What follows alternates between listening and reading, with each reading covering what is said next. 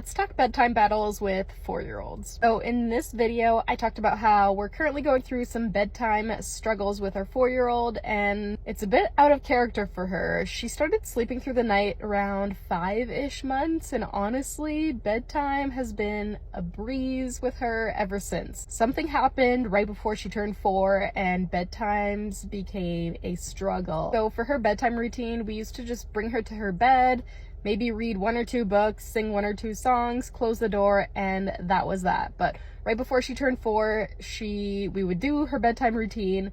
She would stay in there for like a couple of minutes and then come right out. No matter what we tried bringing her back in, and it just escalated the situation, and she would just get more and more upset, and then bedtime would get later and later. So I know this is probably not what you want to hear, but for us, what worked was when we stopped trying to control the situation. Let me explain. Well, since she kept coming out of her room, what we decided to try instead is we just let her come out of her room. We kind of set some boundaries. We told her that this is time for mom and dad to relax. It's bedtime. She doesn't need to go in her bed right now, but she has to pick a quiet activity so she can play by herself.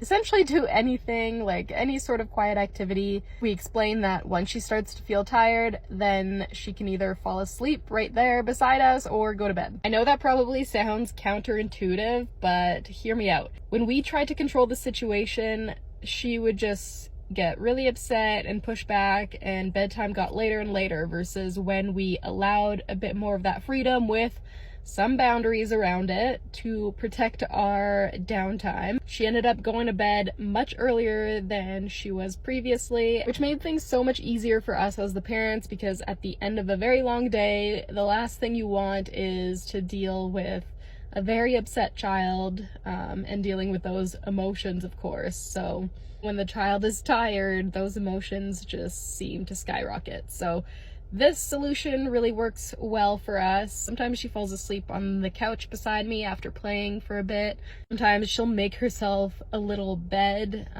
in the office downstairs on the floor and fall asleep there. I guess all that to say, my one piece of advice is to maybe get looser on trying to control the entire situation and allowing some sort of freedom with boundaries, of course. That makes sense for your situation. For us, that just made it so that bedtime never really escalated, which is a win-win for everybody.